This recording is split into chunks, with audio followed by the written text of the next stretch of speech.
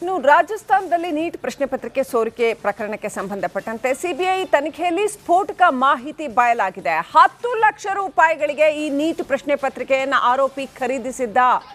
Messenger app ಮೂಲಕ ಪ್ರಶ್ನೆ ಪತ್ರಿಕೆಯನ್ನು ಖರೀದಿಸಿದ್ದ.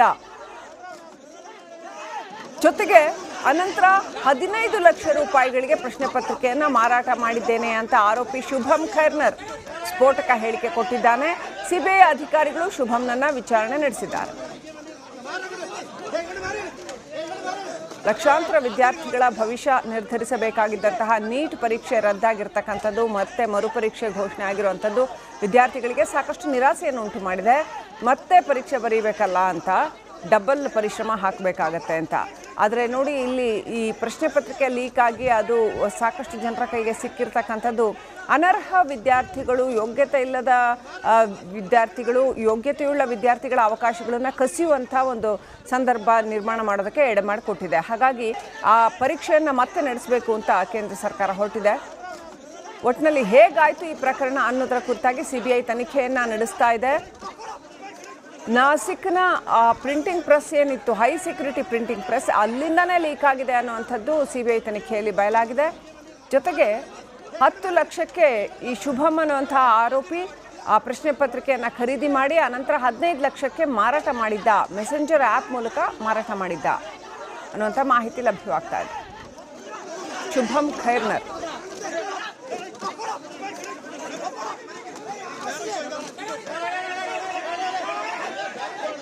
ಇನ್ನು ರಾಜಸ್ಥಾನದಲ್ಲಿ ನೀಟ್ ಪ್ರಶ್ನೆ ಪತ್ರಿಕೆ ಸೋರಿಕೆ ಪ್ರಕರಣಕ್ಕೆ ಸಂಬಂಧಪಟ್ಟಂತೆ ಸಿಬಿಐ ತನಿಖೆಯಲ್ಲಿ ಸ್ಫೋಟಕ ಮಾಹಿತಿ ಬಯಲಾಗಿದೆ. 10 ಲಕ್ಷ ರೂಪಾಯಿಗಳಿಗೆ ಈ ನೀಟ್ ಪ್ರಶ್ನೆ ಪತ್ರಿಕೆಯನ್ನು ಆರೋಪಿ ಖರೀದಿಸಿದ್ದ.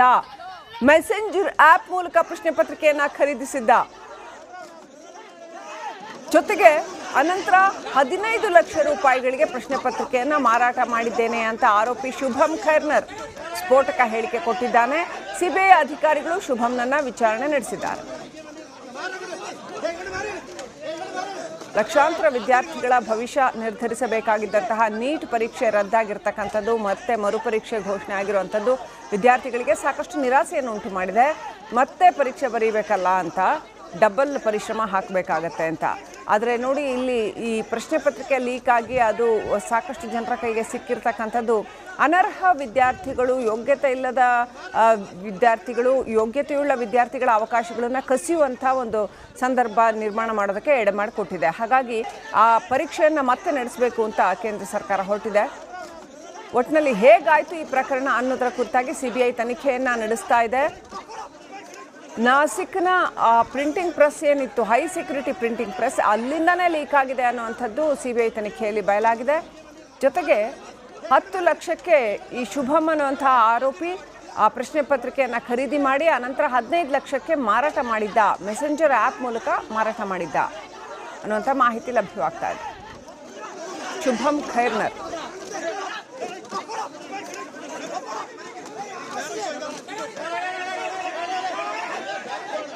ಇನ್ನು ರಾಜಸ್ಥಾನದಲ್ಲಿ ನೀಟ್ ಪ್ರಶ್ನೆ ಪತ್ರಿಕೆ ಸೋರಿಕೆ ಪ್ರಕರಣಕ್ಕೆ ಸಂಬಂಧಪಟ್ಟಂತೆ ಸಿಬಿಐ ತನಿಖೆಯಲ್ಲಿ ಸ್ಫೋಟಕ ಮಾಹಿತಿ ಬಯಲಾಗಿದೆ. 10 ಲಕ್ಷ ರೂಪಾಯಿಗಳಿಗೆ ಈ ನೀಟ್ ಪ್ರಶ್ನೆ ಪತ್ರಿಕೆಯನ್ನು ಆರೋಪಿ ಖರೀದಿಸಿದ್ದ. ಮೆಸೆಂಜರ್ ಆಪ್ ಮೂಲಕ ಪ್ರಶ್ನೆ ಪತ್ರಿಕೆಯನ್ನು ಖರೀದಿಸಿದ್ದ. ಜೊತೆಗೆ ಅನಂತರ 15 ಲಕ್ಷ ರೂಪಾಯಿಗಳಿಗೆ ಪ್ರಶ್ನೆ ಪತ್ರಿಕೆಯನ್ನು ಮಾರಾಟ ಮಾಡಿದ್ದೇನೆ ಅಂತ ಆರೋಪಿ ಶುಭಂ ಖೈರ್ನರ್ ಸ್ಫೋಟಕ ಹೇಳಿಕೆ ಕೊಟ್ಟಿದ್ದಾನೆ. ಸಿಬಿಐ ಅಧಿಕಾರಿಗಳು ಶುಭಂನನ್ನ ವಿಚಾರಣೆ ನಡೆಸಿದ್ದಾರೆ. ಲಕ್ಷಾಂತರ ವಿದ್ಯಾರ್ಥಿಗಳ ಭವಿಷ್ಯ ನಿರ್ಧರಿಸಬೇಕಾಗಿದ್ದಂತಹ ನೀಟ್ ಪರೀಕ್ಷೆ ರದ್ದಾಗಿರ್ತಕ್ಕಂಥದ್ದು ಮತ್ತೆ ಮರುಪರೀಕ್ಷೆ ಘೋಷಣೆ ಆಗಿರುವಂಥದ್ದು ವಿದ್ಯಾರ್ಥಿಗಳಿಗೆ ಸಾಕಷ್ಟು ನಿರಾಸೆಯನ್ನು ಉಂಟು ಮಾಡಿದೆ. ಮತ್ತೆ ಪರೀಕ್ಷೆ ಬರೀಬೇಕಲ್ಲ ಅಂತ ಡಬಲ್ ಪರಿಶ್ರಮ ಹಾಕಬೇಕಾಗತ್ತೆ ಅಂತ. ಆದರೆ ನೋಡಿ, ಇಲ್ಲಿ ಈ ಪ್ರಶ್ನೆ ಪತ್ರಿಕೆ ಲೀಕ್ ಆಗಿ ಅದು ಸಾಕಷ್ಟು ಜನರ ಕೈಗೆ ಸಿಕ್ಕಿರ್ತಕ್ಕಂಥದ್ದು ಅನರ್ಹ ವಿದ್ಯಾರ್ಥಿಗಳು, ಯೋಗ್ಯತೆ ಇಲ್ಲದ ವಿದ್ಯಾರ್ಥಿಗಳು, ಯೋಗ್ಯತೆಯುಳ್ಳ ವಿದ್ಯಾರ್ಥಿಗಳ ಅವಕಾಶಗಳನ್ನು ಕಸಿಯುವಂಥ ಒಂದು ಸಂದರ್ಭ ನಿರ್ಮಾಣ ಮಾಡೋದಕ್ಕೆ ಎಡೆಮಾಡಿಕೊಟ್ಟಿದೆ. ಹಾಗಾಗಿ ಆ ಪರೀಕ್ಷೆಯನ್ನು ಮತ್ತೆ ನಡೆಸಬೇಕು ಅಂತ ಕೇಂದ್ರ ಸರ್ಕಾರ ಹೊರಟಿದೆ. ಒಟ್ಟಿನಲ್ಲಿ ಹೇಗಾಯಿತು ಈ ಪ್ರಕರಣ ಅನ್ನೋದರ ಕುರಿತಾಗಿ ಸಿಬಿಐ ತನಿಖೆಯನ್ನು ನಡೆಸ್ತಾ ಇದೆ. ನಾಸಿಕ್ನ ಪ್ರಿಂಟಿಂಗ್ ಪ್ರೆಸ್ ಏನಿತ್ತು, ಹೈ ಸೆಕ್ಯೂರಿಟಿ ಪ್ರಿಂಟಿಂಗ್ ಪ್ರೆಸ್, ಅಲ್ಲಿಂದನೇ ಲೀಕ್ ಆಗಿದೆ ಅನ್ನುವಂಥದ್ದು ಸಿಬಿಐ ತನಿಖೆಯಲ್ಲಿ ಬಯಲಾಗಿದೆ. ಜೊತೆಗೆ 10 ಲಕ್ಷಕ್ಕೆ ಈ ಶುಭಮ್ ಅನ್ನುವಂತಹ ಆರೋಪಿ ಆ ಪ್ರಶ್ನೆ ಪತ್ರಿಕೆಯನ್ನು ಖರೀದಿ ಮಾಡಿ ಅನಂತರ 15 ಲಕ್ಷಕ್ಕೆ ಮಾರಾಟ ಮಾಡಿದ್ದ, ಮೆಸೆಂಜರ್ ಆ್ಯಪ್ ಮೂಲಕ ಮಾರಾಟ ಮಾಡಿದ್ದ ಅನ್ನುವಂಥ ಮಾಹಿತಿ ಲಭ್ಯವಾಗ್ತಾ ಇದೆ. ಶುಭಂ ಖೈರ್ನರ್.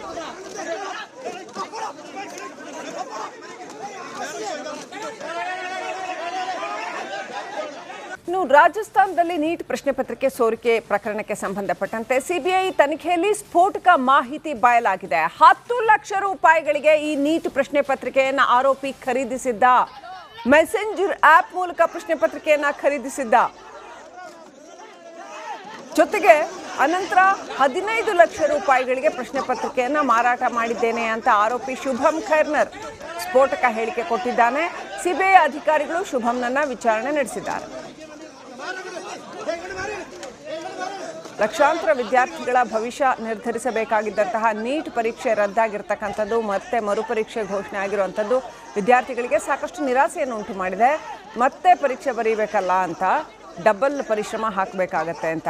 ಆದರೆ ನೋಡಿ, ಇಲ್ಲಿ ಈ ಪ್ರಶ್ನೆ ಪತ್ರಿಕೆ ಲೀಕ್ ಆಗಿ ಅದು ಸಾಕಷ್ಟು ಜನರ ಕೈಗೆ ಸಿಕ್ಕಿರ್ತಕ್ಕಂಥದ್ದು ಅನರ್ಹ ವಿದ್ಯಾರ್ಥಿಗಳು, ಯೋಗ್ಯತೆ ಇಲ್ಲದ ವಿದ್ಯಾರ್ಥಿಗಳು, ಯೋಗ್ಯತೆಯುಳ್ಳ ವಿದ್ಯಾರ್ಥಿಗಳ ಅವಕಾಶಗಳನ್ನು ಕಸಿಯುವಂಥ ಒಂದು ಸಂದರ್ಭ ನಿರ್ಮಾಣ ಮಾಡೋದಕ್ಕೆ ಎಡೆ ಮಾಡಿಕೊಟ್ಟಿದೆ. ಹಾಗಾಗಿ ಆ ಪರೀಕ್ಷೆಯನ್ನು ಮತ್ತೆ ನಡೆಸಬೇಕು ಅಂತ ಕೇಂದ್ರ ಸರ್ಕಾರ ಹೊರಟಿದೆ. ಒಟ್ಟಿನಲ್ಲಿ ಹೇಗಾಯಿತು ಈ ಪ್ರಕರಣ ಅನ್ನೋದರ ಕುರಿತಾಗಿ ಸಿಬಿಐ ತನಿಖೆಯನ್ನು ನಡೆಸ್ತಾ ಇದೆ.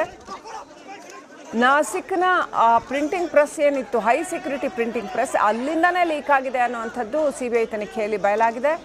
ಜೊತೆಗೆ 10 ಲಕ್ಷಕ್ಕೆ ಈ ಶುಭಂ ಅನ್ನುವಂತಹ ಆರೋಪಿ ಆ ಪ್ರಶ್ನೆ ಪತ್ರಿಕೆಯನ್ನು ಖರೀದಿ ಮಾಡಿ ಅನಂತರ 15 ಲಕ್ಷಕ್ಕೆ ಮಾರಾಟ ಮಾಡಿದ್ದ, ಮೆಸೆಂಜರ್ ಆ್ಯಪ್ ಮೂಲಕ ಮಾರಾಟ ಮಾಡಿದ್ದ ಅನ್ನುವಂಥ ಮಾಹಿತಿ ಲಭ್ಯವಾಗ್ತಾ ಇದೆ. ಶುಭಂ ಖೈರ್ನರ್.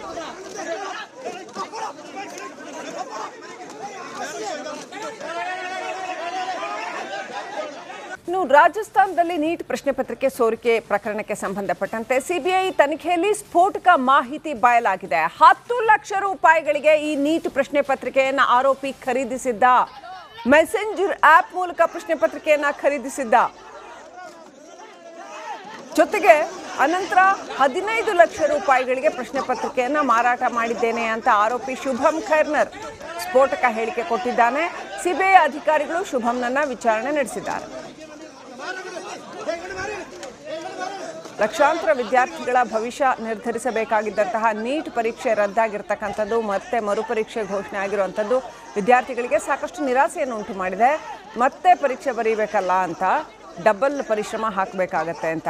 ಆದರೆ ನೋಡಿ, ಇಲ್ಲಿ ಈ ಪ್ರಶ್ನೆ ಪತ್ರಿಕೆ ಲೀಕ್ ಆಗಿ ಅದು ಸಾಕಷ್ಟು ಜನರ ಕೈಗೆ ಸಿಕ್ಕಿರ್ತಕ್ಕಂಥದ್ದು ಅನರ್ಹ ವಿದ್ಯಾರ್ಥಿಗಳು, ಯೋಗ್ಯತೆ ಇಲ್ಲದ ವಿದ್ಯಾರ್ಥಿಗಳು, ಯೋಗ್ಯತೆಯುಳ್ಳ ವಿದ್ಯಾರ್ಥಿಗಳ ಅವಕಾಶಗಳನ್ನು ಕಸಿಯುವಂಥ ಒಂದು ಸಂದರ್ಭ ನಿರ್ಮಾಣ ಮಾಡೋದಕ್ಕೆ ಎಡೆ ಮಾಡಿಕೊಟ್ಟಿದೆ. ಹಾಗಾಗಿ ಆ ಪರೀಕ್ಷೆಯನ್ನು ಮತ್ತೆ ನಡೆಸಬೇಕು ಅಂತ ಕೇಂದ್ರ ಸರ್ಕಾರ ಹೊರಟಿದೆ. ಒಟ್ಟಿನಲ್ಲಿ ಹೇಗಾಯಿತು ಈ ಪ್ರಕರಣ ಅನ್ನೋದರ ಕುರಿತಾಗಿ ಸಿಬಿಐ ತನಿಖೆಯನ್ನು ನಡೆಸ್ತಾ ಇದೆ. ನಾಸಿಕ್ನ ಪ್ರಿಂಟಿಂಗ್ ಪ್ರೆಸ್ ಏನಿತ್ತು, ಹೈ ಸೆಕ್ಯೂರಿಟಿ ಪ್ರಿಂಟಿಂಗ್ ಪ್ರೆಸ್, ಅಲ್ಲಿಂದನೇ ಲೀಕ್ ಆಗಿದೆ ಅನ್ನುವಂಥದ್ದು ಸಿಬಿಐ ತನಿಖೆಯಲ್ಲಿ ಬಯಲಾಗಿದೆ.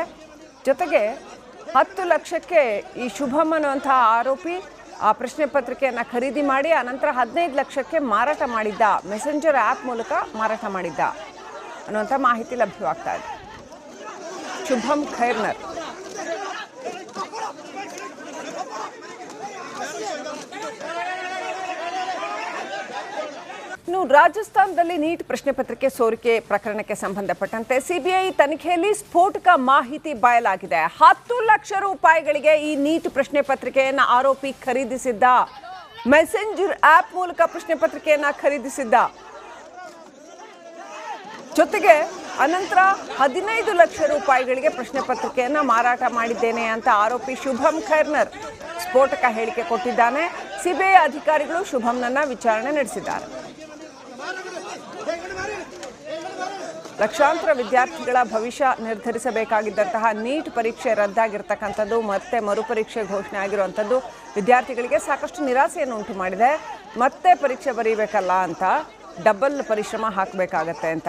ಆದರೆ ನೋಡಿ, ಇಲ್ಲಿ ಈ ಪ್ರಶ್ನೆ ಪತ್ರಿಕೆ ಲೀಕ್ ಆಗಿ ಅದು ಸಾಕಷ್ಟು ಜನರ ಕೈಗೆ ಸಿಕ್ಕಿರ್ತಕ್ಕಂಥದ್ದು ಅನರ್ಹ ವಿದ್ಯಾರ್ಥಿಗಳು, ಯೋಗ್ಯತೆ ಇಲ್ಲದ ವಿದ್ಯಾರ್ಥಿಗಳು, ಯೋಗ್ಯತೆಯುಳ್ಳ ವಿದ್ಯಾರ್ಥಿಗಳ ಅವಕಾಶಗಳನ್ನು ಕಸಿಯುವಂಥ ಒಂದು ಸಂದರ್ಭ ನಿರ್ಮಾಣ ಮಾಡೋದಕ್ಕೆ ಎಡೆ ಮಾಡಿಕೊಟ್ಟಿದೆ. ಹಾಗಾಗಿ ಆ ಪರೀಕ್ಷೆಯನ್ನು ಮತ್ತೆ ನಡೆಸಬೇಕು ಅಂತ ಕೇಂದ್ರ ಸರ್ಕಾರ ಹೊರಟಿದೆ. ಒಟ್ಟಿನಲ್ಲಿ ಹೇಗಾಯಿತು ಈ ಪ್ರಕರಣ ಅನ್ನೋದರ ಕುರಿತಾಗಿ CBI ತನಿಖೆಯನ್ನು ನಡೆಸ್ತಾ ಇದೆ. ನಾಸಿಕ್ನ ಪ್ರಿಂಟಿಂಗ್ ಪ್ರೆಸ್ ಏನಿತ್ತು, ಹೈ ಸೆಕ್ಯೂರಿಟಿ ಪ್ರಿಂಟಿಂಗ್ ಪ್ರೆಸ್, ಅಲ್ಲಿಂದನೇ ಲೀಕ್ ಆಗಿದೆ ಅನ್ನುವಂಥದ್ದು CBI ತನಿಖೆಯಲ್ಲಿ ಬಯಲಾಗಿದೆ. ಜೊತೆಗೆ 10 ಲಕ್ಷಕ್ಕೆ ಈ ಶುಭಮ್ ಅನ್ನುವಂತಹ ಆರೋಪಿ ಆ ಪ್ರಶ್ನೆ ಪತ್ರಿಕೆಯನ್ನು ಖರೀದಿ ಮಾಡಿ ಅನಂತರ 15 ಲಕ್ಷಕ್ಕೆ ಮಾರಾಟ ಮಾಡಿದ್ದ, ಮೆಸೆಂಜರ್ ಆ್ಯಪ್ ಮೂಲಕ ಮಾರಾಟ ಮಾಡಿದ್ದ ಅನ್ನುವಂಥ ಮಾಹಿತಿ ಲಭ್ಯವಾಗ್ತಾ ಇದೆ. ಶುಭಮ್ ಖೈರ್ನರ್